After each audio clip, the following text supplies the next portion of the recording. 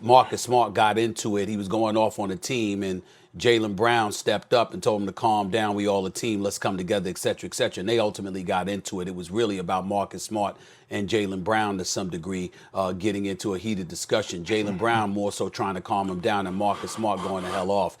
He didn't like the fact that he was called out for taking an ill-advised three. He's like, it looks like the tenacity and the toughness and the never say die attitude of the Miami Heat is breaking down the Boston Celtics. No, he plays with passion. He's full of fire. And that's what I love about him most, to be honest.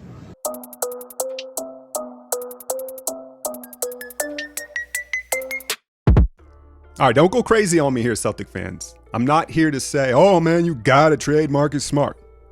But I do want to point out that every Celtic fan is super quick to call Smart the heart and the soul of the team. But now it appears like they're kind of getting punked by this Heat team. So, hey, maybe Marcus is playing his part and the altercation will fuel this team to get back in the series. More likely though, they probably go out in 5, maybe 6. And then you got to sit back and reevaluate this roster. So let's just get right to it. It's 2 separate transactions with the understanding that one doesn't happen without the other. So the first is the Warriors trade the number 2 pick for the 14th and 26th pick of this year's draft. Then Boston in turn trades Marcus Smart to the Warriors for the trade exception. So the Celtics obviously would nab up Wiseman at 2. And then the Warriors, in my eyes, I think their trade back target would probably be a Sadiq Bey at number 14. 6'8" stretch 4 out of Villanova. You know they love them Villanova prospects, man. Obviously, it could go a number of ways, though, at that pick. I mean, maybe they like Achua, or maybe they see too much Klay Thompson and Nesmith and they can't pass him up. And then at 26, they could look to target someone maybe like a Paul Reed out of DePaul, modern-day center.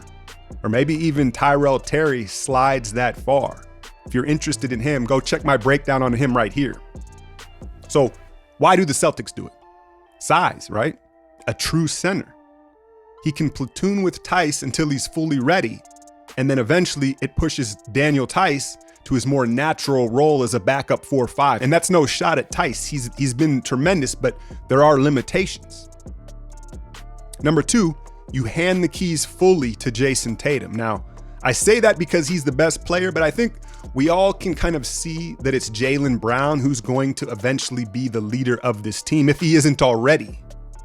And that's not to say that he can't truly be the leader with Smart on the roster, but I mean, look what just happened.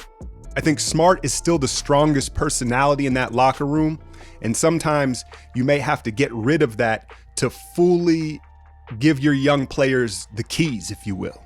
And then last, potential. As attached as Boston is to Smart, and I know his 3-ball is really taking a step forward here. I mean, he still is kind of who he is at this point, where if you pair Wiseman with Brown and Tatum, I mean, they could potentially be the most dominant big 3 for the next decade. Could be. Okay, why do the Warriors do it? It's pretty simple. Win right now. Smart is a known commodity that fills a need as a third guard. Second of all, depth. If they could still get a prospect or 2 that they like as well as add Smart, I mean, it's kind of getting your cake and eating it too, right? And then last but not least, versatility, and specifically defensive versatility. Marcus Smart can legit guard 1 through 4. Some even say 5. But I mean, ultimately what it would do is it would allow Kerr to roll out crazy small ball lineups in different versatile looks. So there you have it. That's my case. Straight to the point. Drop a comment if you would pull the trigger on the deal. And if so, who would you want to draft with the exchanges of picks? So long as like alchemy.